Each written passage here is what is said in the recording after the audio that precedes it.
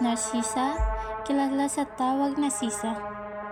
Ako ang ina ng dalawang sakrista na sila Basilio at Crispin. Mahina ang aking loob, subalit ako ay labis na mapagmahal sa aking pamilya. Tinuturing kong Diyos ang aking asawa at mga anghel naman ang aking mga anak.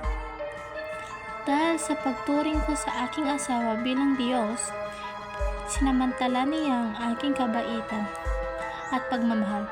Pinagmamalupitan at inubos ang aking mga alahas.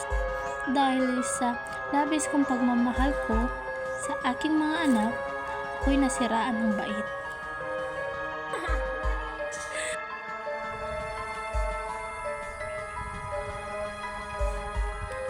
Crispin, Basilio, nasa na ba kayo mga anak ko? Crispin, nasa na ba kayo mga anak ko? Nasa na kayo? Nasa na kayo?